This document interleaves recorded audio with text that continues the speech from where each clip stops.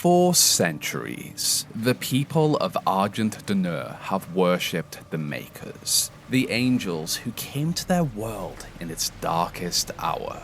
Under their guidance, the Argenta survived, prospered, and expanded into the multi-planetary civilization they are today. Following recent events, however, their faith has begun to fracture. Prince Azrak, the demon who waged war against their world, has fallen. His ally, Ulzamir, the witch of the cosmic realm, is dead, all thanks to the Night Sentinels and their greatest warrior, the Slayer. And yet, despite this victory, something about this latest conflict feels wrong. The Demon Prince and the Cosmic Witch had forged an unholy alliance with the Bishop of the Maykr Ministry, Creed Maykr. Of course, the Maykr Ministry has disavowed all actions taken by the deceased Creed. They say he was simply a weak, rogue Maykr, seduced by the promise of power by the forces of the Dark Realm. But something like this does not just happen without the Queen Maykr's knowledge. And so, King Novik, ruler of Argent D'Nur and leader of the Night Sentinels, has formed a private inquisition. At his side stands his daughter, Commander Thera, and his closest ally, Commander Valen. Their purpose is simple: to remain vigilant of the Maykr angels who watch their every move and prepare for a moment in which these gods become their enemy. In these dark times, the Maykrs and the Night Sentinels face more than demonic incursions. Across Argent D'Nur, the people have begun to question their leaders and the motives that guide them. Do their Maykr gods truly have their best interests at heart, or does something more insidious lie behind the divine facade?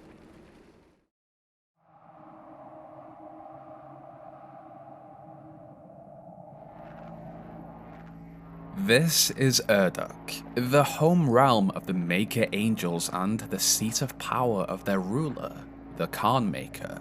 From her throne, the Queen Maykr watches over the lesser realms her kind have gifted with knowledge, technology, and support. Under her command stand the Seraphs, her loyal advisors, the angels who carry her words and watch over the realms, and the drones, the children of Urduk, too vulnerable to leave. Across the Maykr-controlled worlds, this higher dimension is known by many names. To the angels, it is Urduk. To the mortals, it is Heaven, the Celestial City, and the Empyrean. But this dimension is dying. Urduk had suffered a great calamity.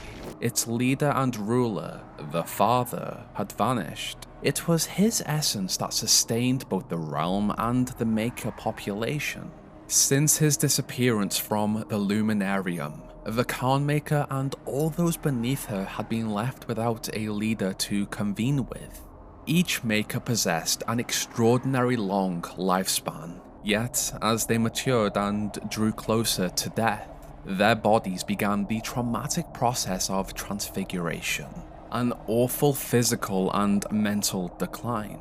Through communion with the Father's essence, they could choose to pass away and be resurrected, extending their lives each time they underwent the process. But without the Father, that path to resurrection had gone.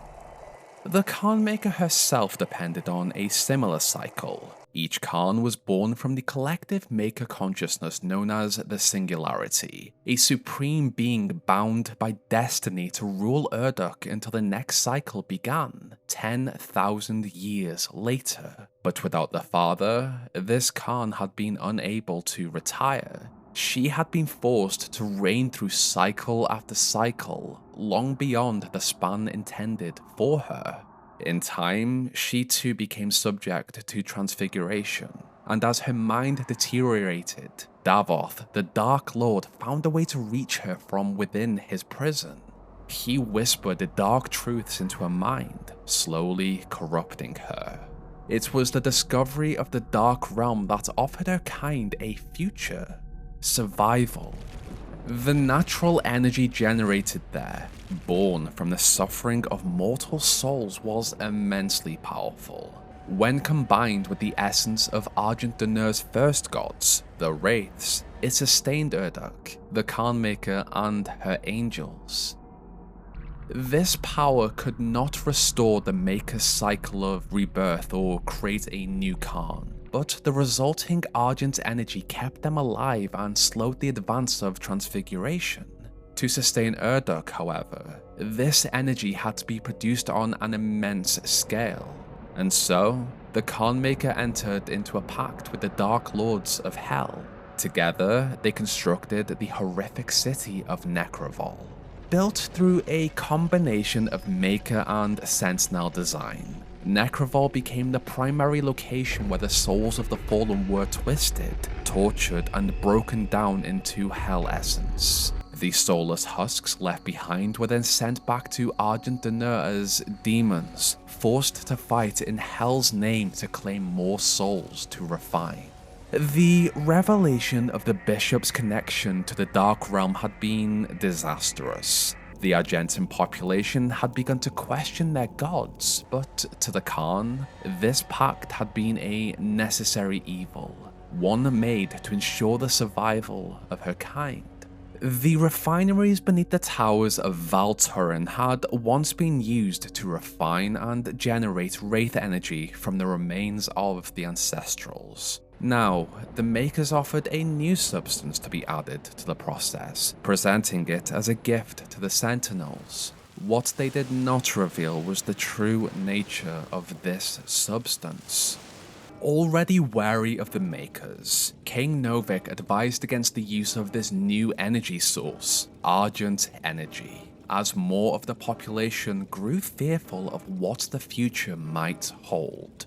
To quell these concerns, the Khan left her throne in Urdak and returned to Argent D'Nur, hoping to contain the rising dissent caused by the bishop's betrayal.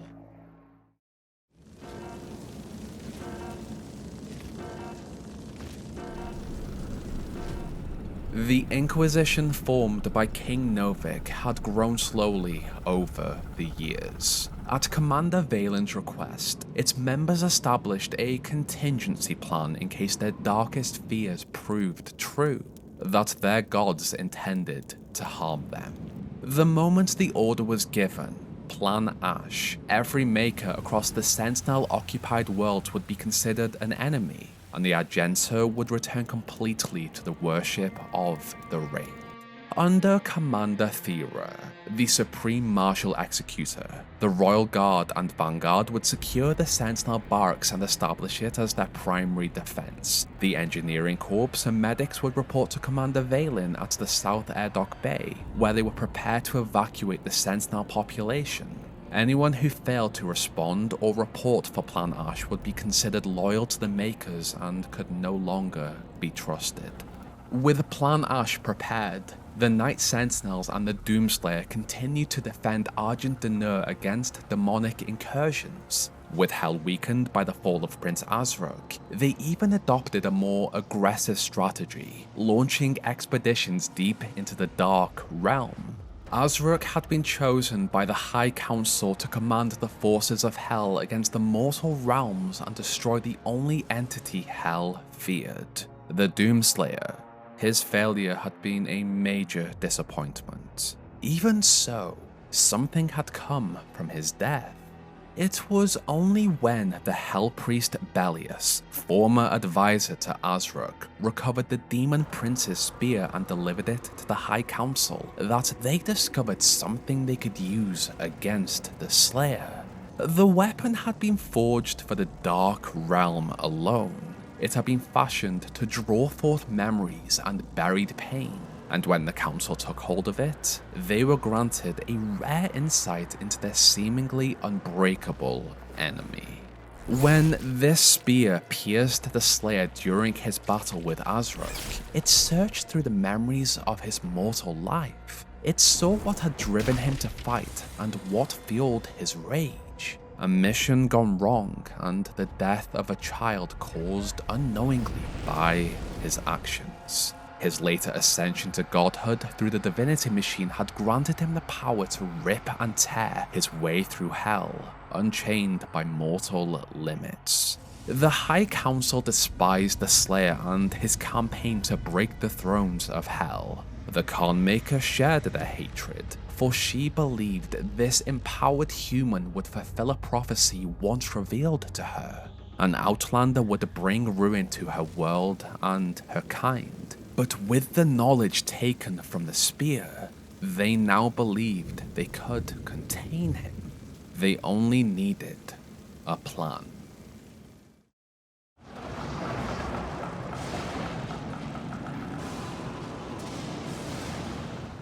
So, what is the High Council? It is within this ancient Colosseum that the High Council rules over Hell. Champions once rose and fell here as the legions of Hell gathered to witness the violence decreed by Malgarith the Unyielding. Now, the chamber is occupied by the Order of the Six, high demons who judge every soul that passes before them. Ancient wards are carved into the very foundations, allowing the council to peer into the souls of all who enter. They see their sins, fears, and buried pain. From these, the monarchs form punishments designed to break them from within. Only one entirely free of sin or doubt can leave these chambers without being crushed beneath the weight of their trespasses. This order consists of Zeruthiel, the Old Father, Judge of Dawn, Proclaimer of new eras and dynasties, Karnoth the Armorer, Judge of Mourning, a warmonger who arms and shields the armies of Hell, Gazrith the Treacherous, Judge of Noon, a master of cunning and plunder, Iskathra, Judge of Twilight, a dark mistress of seduction, exquisite pain and the corruption of beauty, Thalrasha, Judge of Evening, the last queen of Jakad before it festered into hell, and finally, Ozolith the Old Mother, Judge of Midnight, Denier of Life and Embracer of Death. As a collective, the Order of the Six anointed the new rulers and leaders across the Dark Realm, selected Hell Priests to advise them, and organized the invasions of the mortal realms. With a weakness they could use against the immortal Slayer, the Scourge of Hell, they began planning how to exploit it. And where better to use his trauma to confine him than Purgatory, a vault for those who could not be broken, gods, primevals, the strongest of all.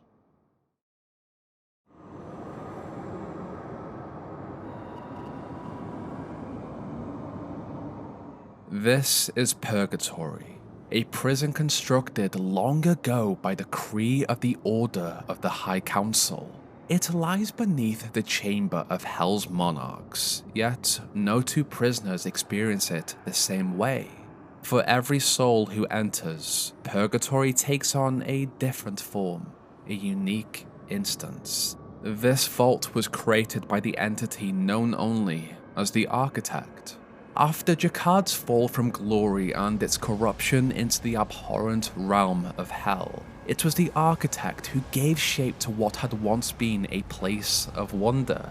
This demon was gifted with the power to shape monuments from thought alone. Though mocked and belittled by the rest of demonkind, Davoth saw promise within him. Under the Dark Lord's guidance, the Architect forged spires and thrones across Hell, giving form to his thoughts before he could even comprehend them. It was the Architect's hand that granted him this power.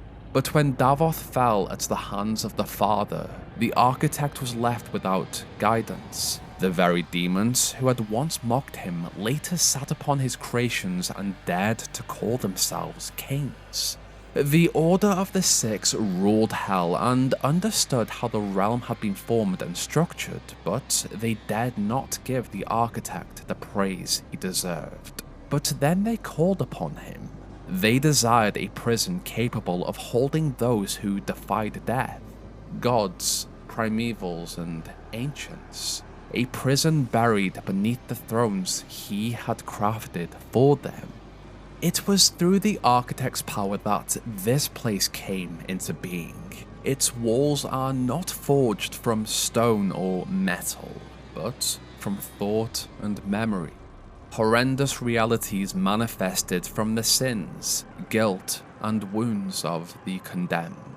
The demon designed Purgatory to turn the mind and soul against itself, its prisoners to be consumed from within, trapped inside a realm drawn from their own pain and doomed to suffer eternally at their own hands. To enter and navigate this place, the architect forged the Oracle, an artifact designed to guide each soul through this vault and its 3 trials. Each trial was crafted to reveal the truths of the soul's inner being. Only a clean soul could leave this place, so the trials exploited and amplified its sins, ensuring it could never escape.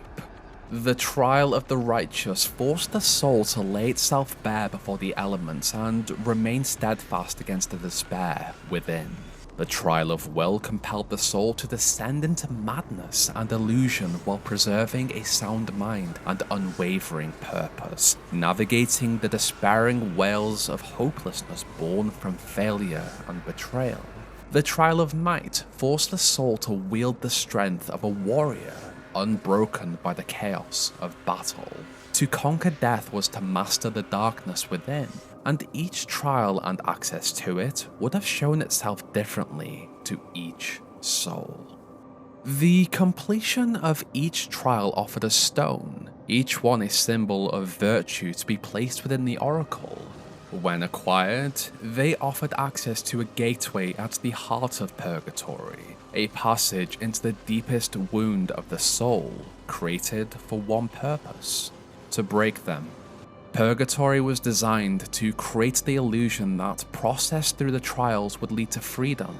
In truth, the trials offered only a descent into the darkest depths of the mind with no hope of escape.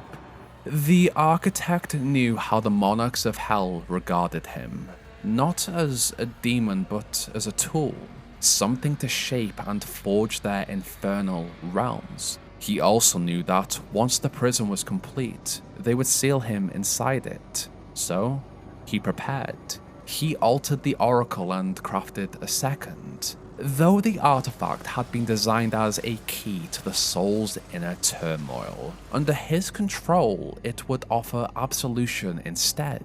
It would cleanse the soul and allow him to escape when the time came. A soul burdened by sin would enter the central gateway and be broken, while one purified by the trials would be granted an escape. And as the cycles turned, each king of hell demanded further revisions to the prison. When the Six came to inspect this place, they believed it to be complete. During their inspection, however, they also found the second Oracle and his key to freedom, and destroyed it. On their way out, they severed the hand that had crafted this place and sealed the gateway behind them.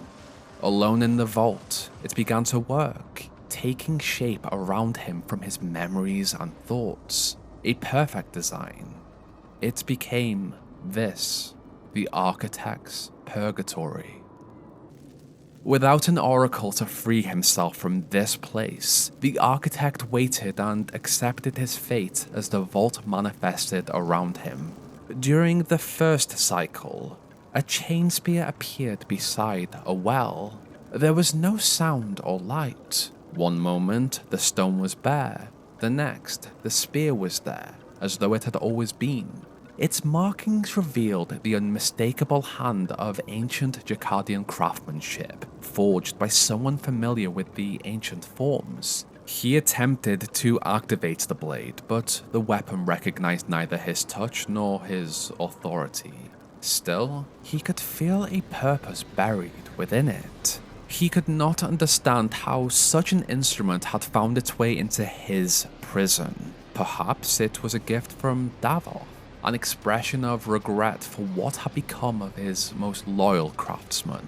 Nothing entered this place without purpose, so across countless cycles, he waited for the weapon to reveal its intent. There was hope.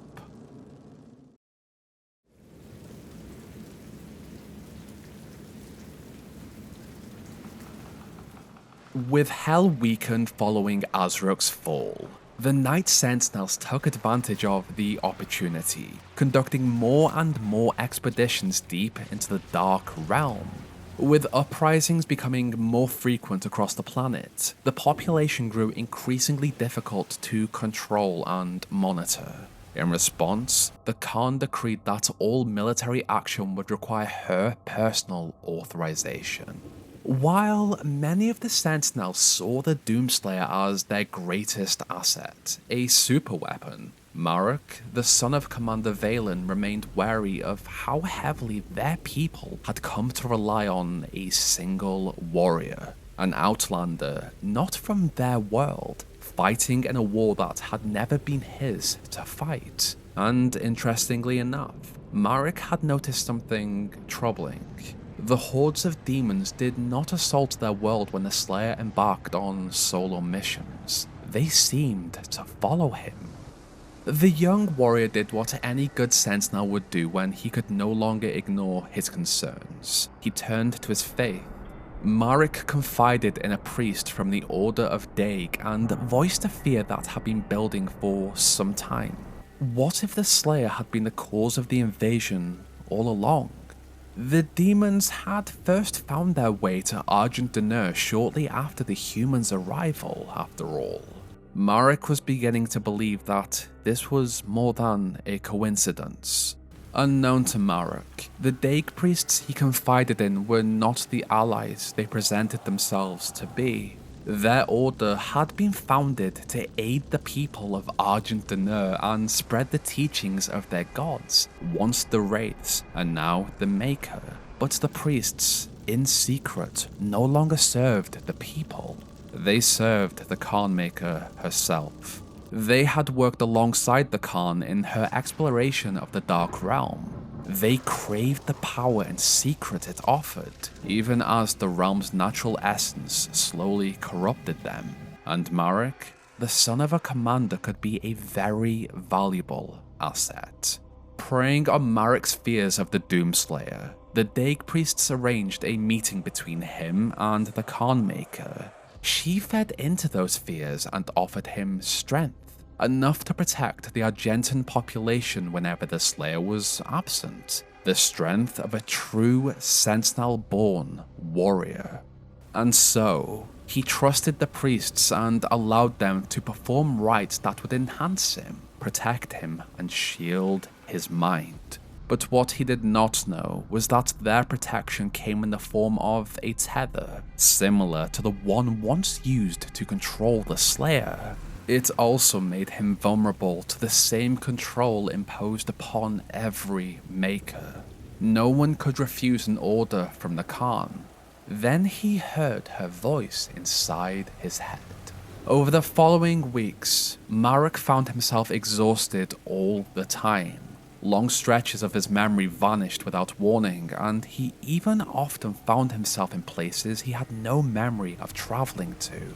It was through the tether that he was controlled like a puppet by the Khan, commanded and sent on missions without his own knowledge.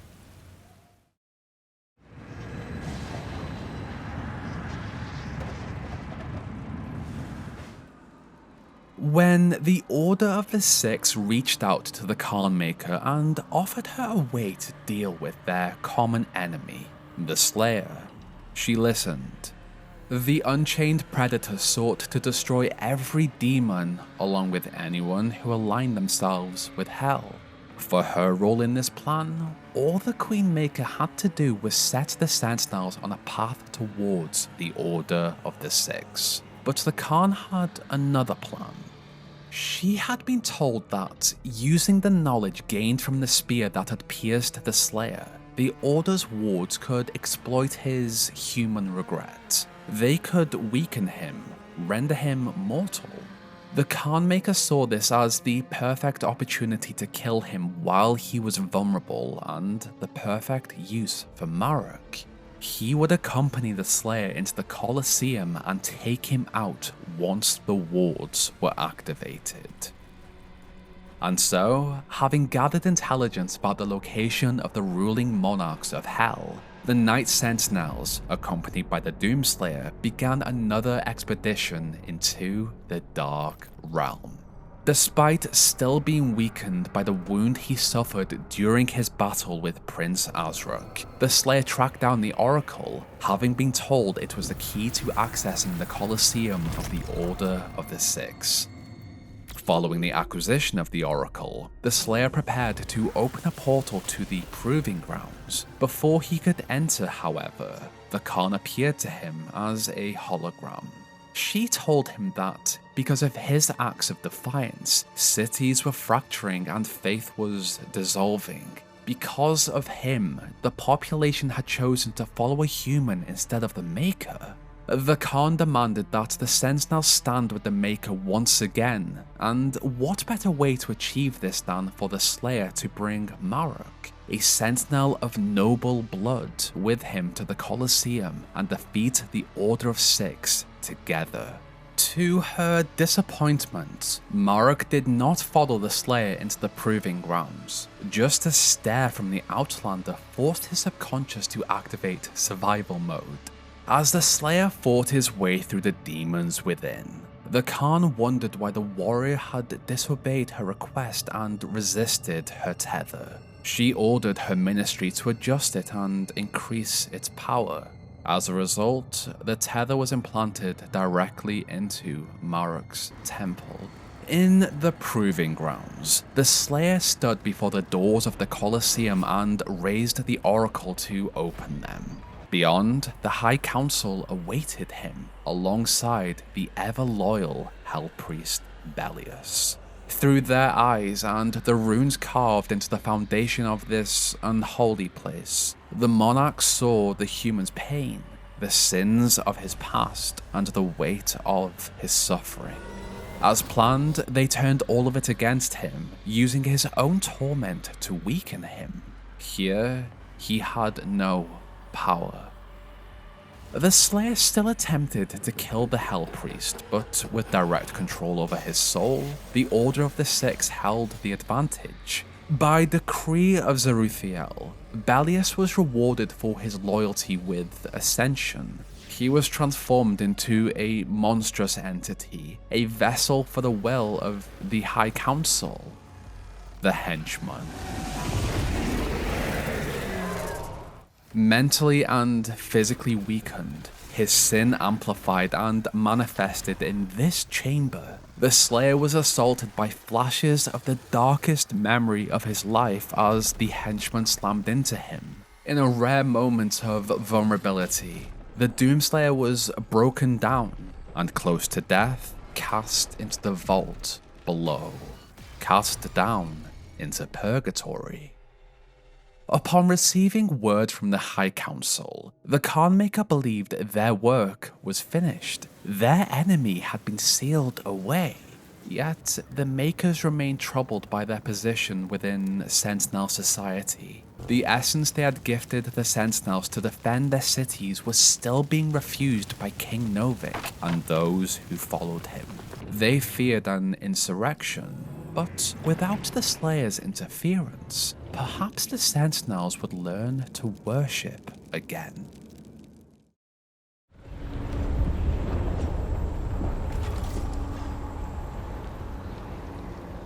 As the architect tinkered in his workshop, he felt a shift. Something had entered his vault. However, the space neither bent nor reshaped itself around the intruder. His mind resisted it. The demon knew who had come.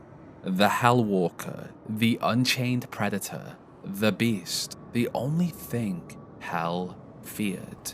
Leaving his workshop, the architect found the Slayer unconscious, his armor shattered and his shield broken. But the intruder had not come alone. The last oracle had fallen into the vault alongside him. What was interesting here is that by the architect's design, each soul sent to this place was meant to have their own prison. But the Slayer came to his and these ideas clashed. With hope of a way out, the architect dragged the wounded Slayer back to his workshop, patched him up and waited for him to wake. When the Slayer finally awoke, the demon watched him wander through the workshop, examining the relics on display. Then the human reached for the chain spear. It responded to his touch and the weapon activated. It was clear that whoever had sent the spear into the vault had foreseen the Slayer's arrival. Even so, their identity remains unknown. Perhaps it was Davoth, acting somehow from within his prison in Ingmor's sanctum. As a demon, the architect naturally feared the Slayer, but the human had seemingly been sent here for a reason. He believed that if he helped him, the human might return the favor. And so, the architect explained that the vault had been designed as a crypt formed from memories, that the arbiter of their prison must pay for their sins. The architect continued that the vault had been crafted to torment the souls of the condemned, and that only a clean soul could escape it. With the oracle in his possession and the architect's influence over the vault, the trials meant to torment the damned could instead be turned towards purification. The Slayer would have to complete the 3 trials of absolution. Only then would the central gateway grant him passage back to his world. As the Slayer entered the portal to the first trial, the Trial of the Righteous, the architect thought about what this actually meant. Was the Slayer's arrival a correction, recognition for what had happened to him? Back in Argent D'Nur, King Novik and the Sentinels searched for the Slayer. Their systems could not locate him, and all data recorded before his disappearance had been manually deleted. More troubling still, Marok's access logs had also been altered. Unknown to them, the Khan had used a tether to compel Marok to access the system and conceal the Slayer's last known location. The Trial of the Righteous required the Slayer to bare his soul to the elements and remain steadfast against the despair festering within him. This carried him to Hell's Core, a place beneath all dominions where even fire yields. Within this wasteland of stillness and frozen ruin, the essence of the damned gathered from their endless suffering.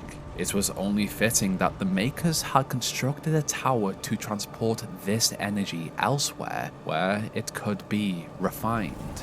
The Chainspear proved instrumental, both in traversing the wasteland towards its frozen heart and in ripping apart the demonic entities that crossed his path. As he moved closer, the Maykr appeared to him and warned him that by denying the mortal population access to Hell's power, he was condemning them to ruin. This energy was born from the torture of mortal souls, and to draw upon it was an atrocity.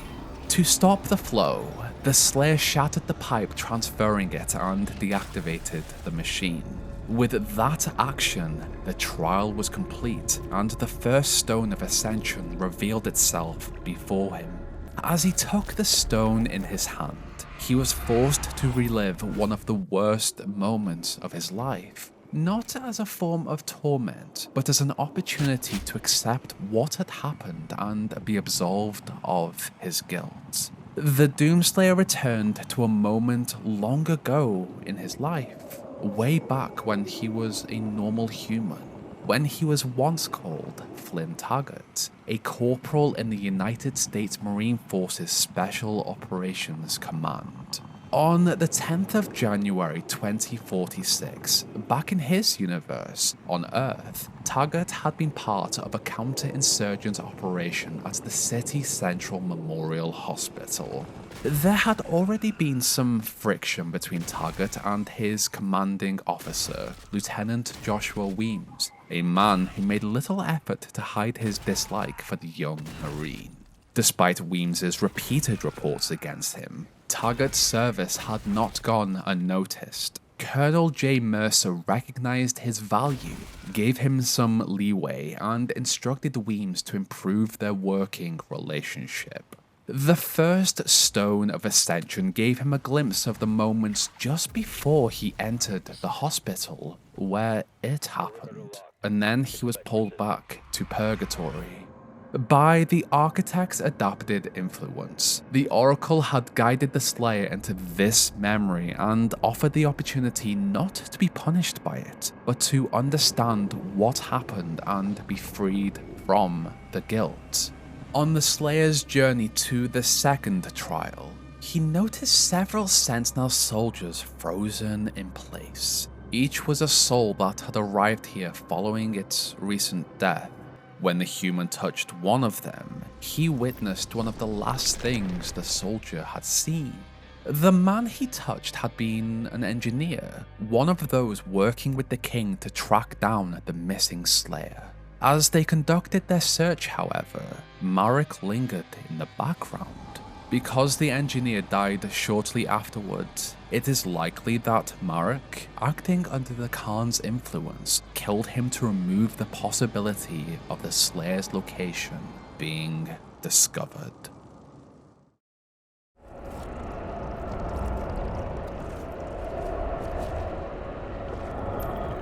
With one ascension stone in the Oracle, the Slayer was guided by the Architect to the next trial.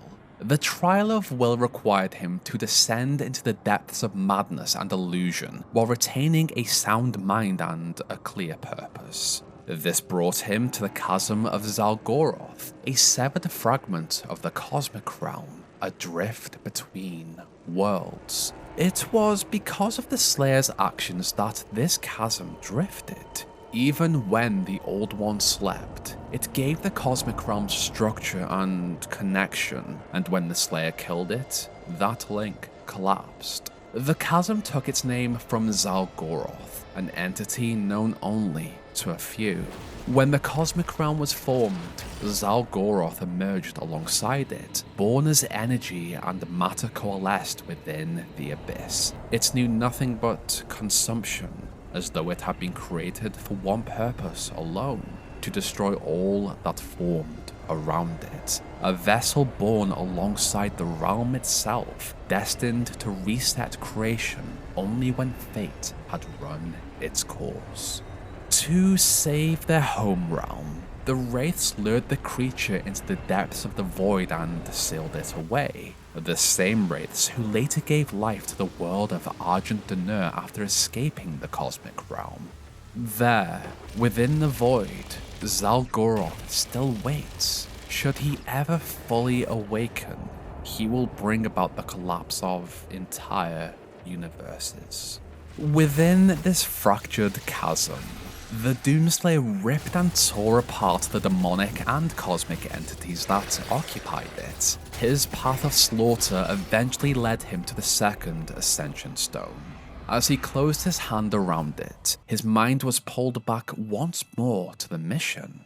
He relived his assault on City Central Memorial Hospital, shooting his way through its halls as he followed orders and planted charges throughout the building.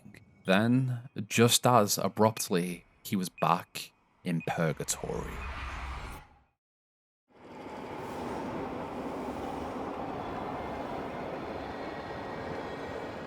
This is Ozius. It was once dominated by mountains of flesh, a manifestation of death and consumption within the dark realm known as the Gorefields of Jakad. Over time, however, the demons dwelling here stripped the flesh from all who entered and devoured it in a futile attempt to ease their unending hunger.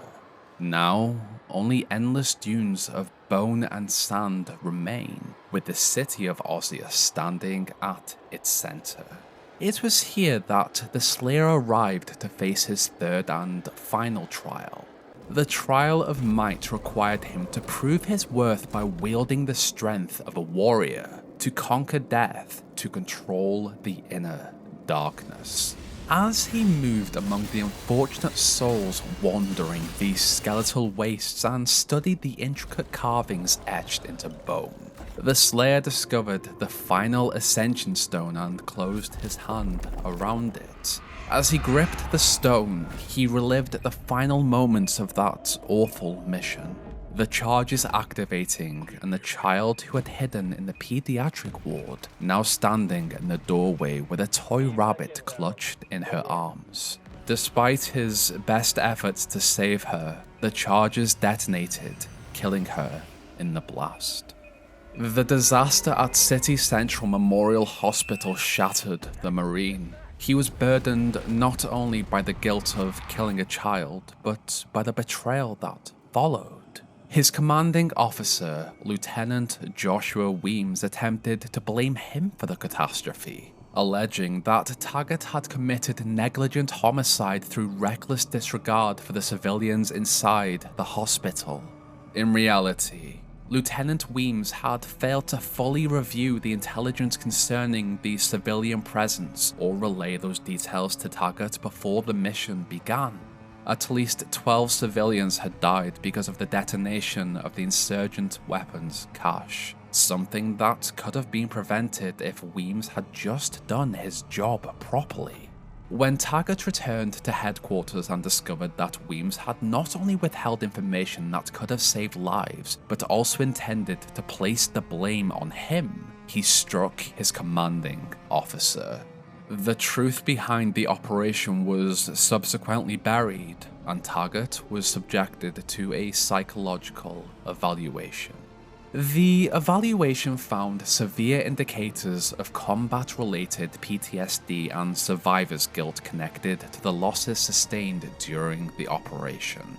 He was described as aggressive, emotionally distant, and openly hostile. He also reacted poorly to sedation and resisted standard evaluation procedures. He did, however, have one request. Instead of the standard canine-assisted behavioral therapy, he asked for a domestic rabbit. Her name was Daisy. With Daisy beside him, Taggart's mood began to stabilize. When he was finally deemed ready for combat, he was reassigned to Phobos, where he worked security at a secret UAC base as a space marine. That mission, that assignment, had set him on this path of perpetual torment. The demonic invasion of Mars's moons, the invasion of Earth, the massacre of his family and rabbit, the war against Hell, and finally, his ejection from his own universe, cast across space and time into another, where he arrived on Argent D'Nur. Through the trials of Purgatory, the Doomslayer had been forced to relive something horrendous, the regret he had carried for so many years. But under the Architect's influence, the trials of Ascension allowed him to accept what had happened. In doing so, his soul was purified and cleansed. Upon his return to Purgatory, the Slayer discovered the new soul of someone familiar. King Novik. As the Slayer touched the king, he witnessed Novik's final moments. He saw how King Novik had tracked him down in Purgatory and somehow managed to open a portal into the vault. He saw the king beg the Maykr to set him free, only for her to refuse. Without the Slayer, she claimed, the demons would have no quarrel with the Argent D'Nur. If he remained there, there could be more than peace. There could be prosperity. She had been assured of that, of course, by the monarchs of Hell. The Khan was desperate. With the Slayer sealed away, she could secure the safety of her own kind. Whether driven by fear, corruption, or the Dark Lord's influence, she would stop at nothing to prevent that fate. Tired of the Maykrs' interference, the king attempted to strike the Khan, but Marok intervened before the blow could land. The young warrior acted as any servant of the queen would, Bound by the tether implanted into his skull, he could neither disobey an order nor allow harm to come to her. Maykr technology had enhanced him, but it had also taken away his free will. To protect his queen, Marok drove his blade into King Novik and watched him bleed out. The Maykr justified the murder as necessary, claiming that their people were evolving. Through the Dark Realm's essence, they could endure, but only if the Slayer ceased to exist. She warned Marok that the Outlander sought death. He would reduce them to ashes, and in time, he would come for Marok. Still bound beneath the Maker's corruptive influence, the tethered warrior stepped through the portal into Purgatory and waited for the Slayer to reveal himself. Meanwhile, in Argent D'Nur, Thera feared for her father's safety. She had heard nothing from him, and the population had grown restless in the silence of their king. Fear spread quickly through the city, pushing her closer to enacting Plan Ash. She only needed to hear from him.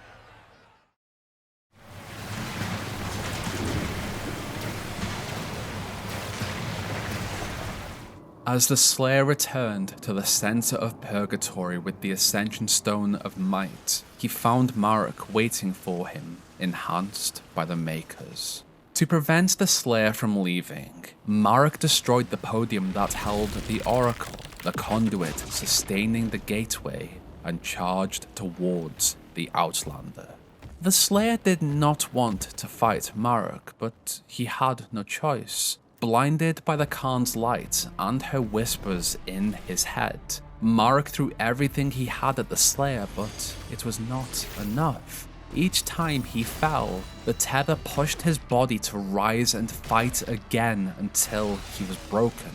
Only then did the tether lose its influence over him. When the Khan's light left his eyes, Marok looked around. Another blackout had happened. He did not know where he was or why he had fought the Slayer, but he did not get time to adjust or ask what had happened. The Khan saw only his failure to defeat her enemy. She called him useless and attempted to regain control of him.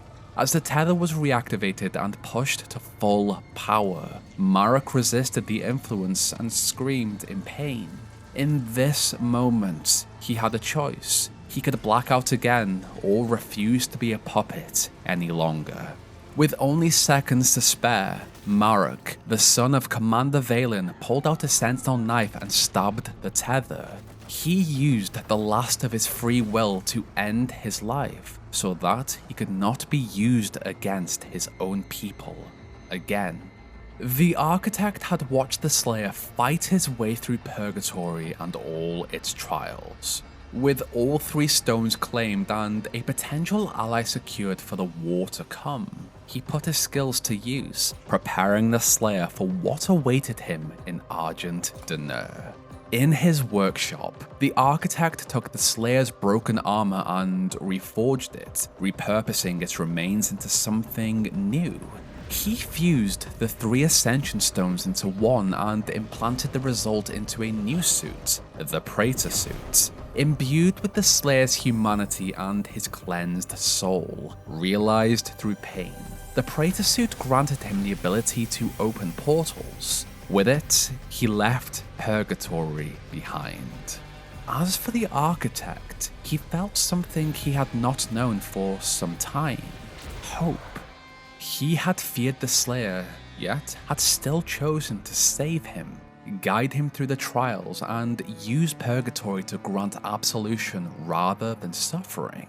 By placing another soul's freedom above his own fear and bitterness, he had unknowingly passed his own trial of the righteous and earned its stone of ascension.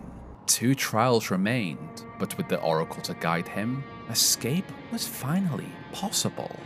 The Doomslayer's return to Argent D'Nur came at a much-needed time. With no word from their king, the people had taken to the streets, uncertain of whom to follow or worship. Rioters were pulled away as they grew violent, while priests called for calm and demanded renewed devotion. The Maykrs had safeguarded their kind for centuries, they proclaimed. Only heretics and traitors would dare stand against them. In the throne room, the Slayer reunited with Thera, Valen, and the Maykr. In one hand, he carried King Novik's soul-infused axe, which he offered to Thera. The moment she took hold of it, she saw what the Slayer had seen. The final moments of her father's life, and Marok under the Maykrs' control. Evidence that the Queen Maykr had had their king murdered. Commander Thera's reaction to the axe told Valen everything he needed to know. As he left the throne room, he executed Plan Ash. In that moment, every Maykr on Argent D'Nur was declared an enemy of the Sentinels, including the Maykr herself. So, she teleported away. In her place, the Khan summoned a demonic invasion. Across the city, demons tore through the streets as Valen and Thera prepared their assault against the Maykr. Even as they readied themselves for war, they worked to move as much of the population out of danger as possible, following the directives of Plan Ash. The king had fallen, and by succession, Thera had become their queen. The Slayer eventually reached the courtyard, where he and the Sentinels confronted the Khan. The Queen Maykr declared that King Novik's kingdom was broken.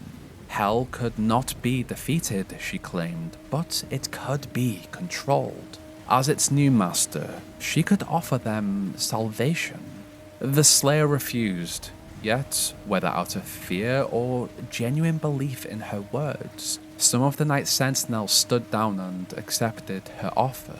To those who still refused to kneel, the Khan declared with disappointment that, because of their defiance, this primitive realm was doomed to die.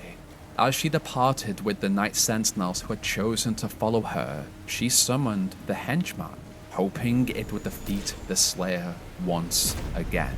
Across the city, the henchman and the Slayer clashed, with his Praetor suit, chain spear and repaired chain shield, and fully healed from the wound Prince Azraq had inflicted upon him. The Unchained Predator tore in two the demon. Chosen by the Order of the Six as their vessel, the creature attempted to weaken the Slayer by turning his sin and regret against him, but there was nothing left for it to find. The Slayer had embraced everything he had endured as Flynn Taggart. Instead, the former Hell Priest saw only the barrel of the Slayer's weapon. The fall of the henchman ushered Argent D'Nur into a new era, civil war. Under Commander Thera, those who followed her were ordered to reject the Maykr and their ways, declaring every Maykr their sworn enemy. From that moment on, they would survive by blood. They would follow the Wraith. They would follow the Slayer. They would rip and tear until it was done.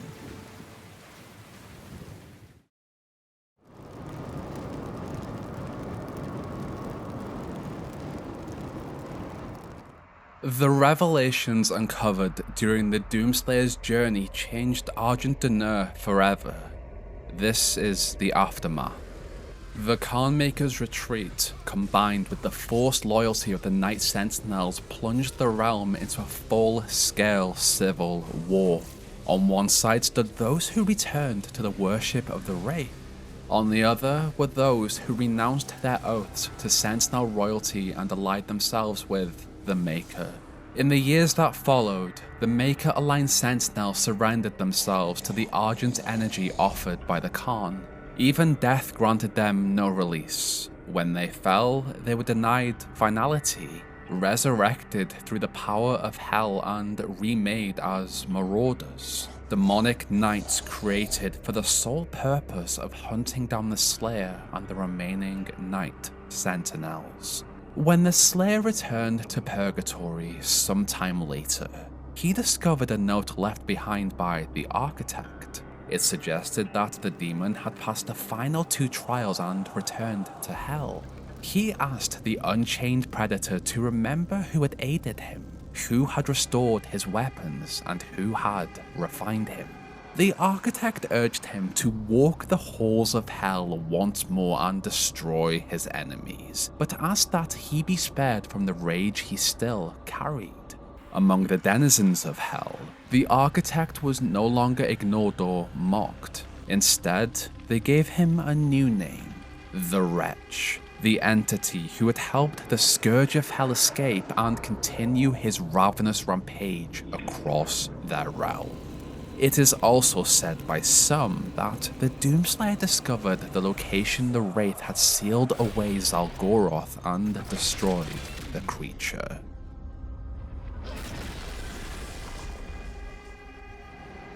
For years, the Civil War tore Argent D'Nur apart. Marok was remembered within the Great Hall of Exaltia, but Commander Valen was granted no peace. As he fought, and even as he tried to sleep, he was haunted by visions of his son's unending torment, his soul tortured in hell.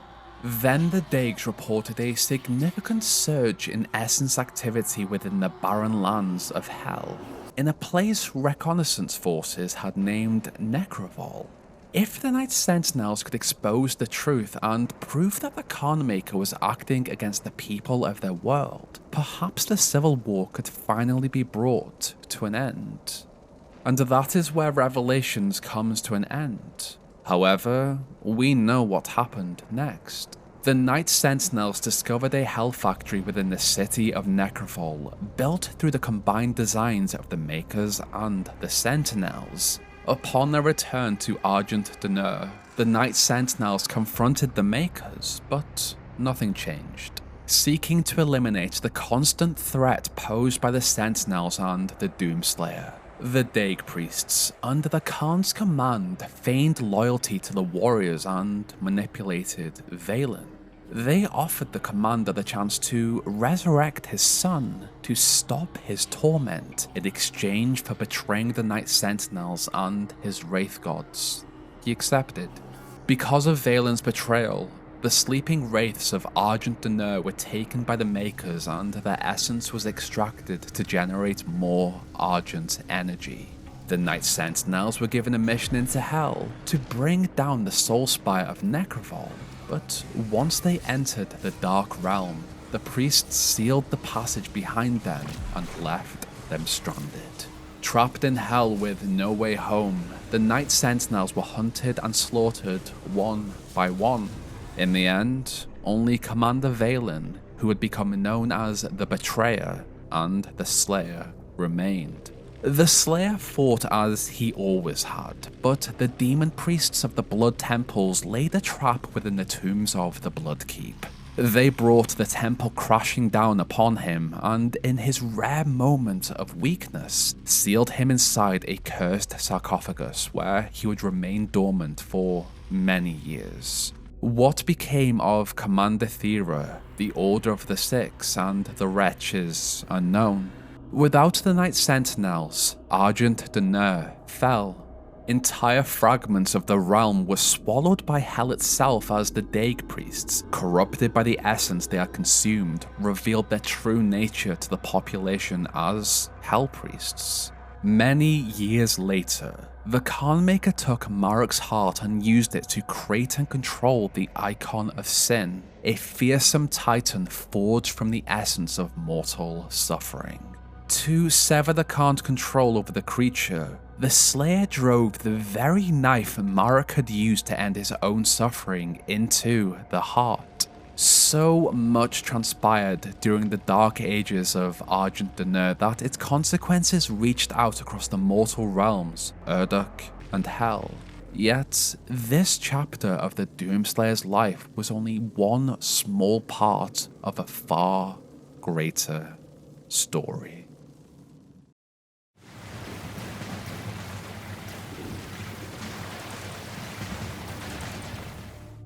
Welcome, Slayers. Doom the Dark Ages Revelations was incredible, and I really wanted to take my time to explore the story it revealed and what it meant for the greater Doom timeline. I didn't just want to do a simple recap, which explains why this video is so long. I'll even go as far to say that this is the best DLC id Software has released for the series. Not only was the Chainspear an incredible addition, but so were the tiny details Hugo Martin and his team put into the story and environmental storytelling. You can tell that the team really cared about what they were making. The knife Marok uses to end himself is seemingly the same one his father gives you in Eternal to disrupt the Khan Maykrs ritual. They offered a whole new dimension of what Daisy meant to the Slayer. Each location and set piece was amazing to explore, but my favourite was the Colosseum. It's those tiny details. You can see this place has been built upon the bodies of other victims, embedded into the foundation. Even the Khan Maykr, we got a stronger insight into an almost desperate version of her. She's not just a villain. She's an entity who is desperate to save her kind and truly believes in what she's doing. The Slayer is the villain of her story while she's the hero. I could go on and on about the tiny details I noticed, but I think I put most of them in the video already. Again, Hugo and the team nailed this DLC. I was left with one major question, however. Who actually placed the Chainspear in Purgatory? Davoth had no physical power at this point in the story as he was trapped in Ingmar's sanctum. Was it Sama before he left for Earth? Or maybe it was Davoth by extension, having manipulated another soul to perform actions for him. Finally, finishing move nailed the music. My favourite track is Purgatory. I listened to it a lot when I was writing this script. I do intend to return to Half-Life in the next video, I just had to jump into this first. This week's thumbnail was once again handcrafted by Chick. He hasn't played the DLC yet, but he was kind enough to take on some spoilers to make it. These thumbnails are also uploaded alongside early access to videos on Patreon and YouTube channel memberships. What have I been playing while working on this? A lot of Doom, but I'm still working through Assassin's Creed Odyssey 2. 50 hours in, but still loving it. What are you playing currently? If you enjoyed this deep dive into Doom in the Dark Ages Revelations, why not check out this deeper video on the entire timeline, or this one that covers the events just before the DLC starts. Thank you so much to my patrons and channel members who are also whizzing by on the screen right now.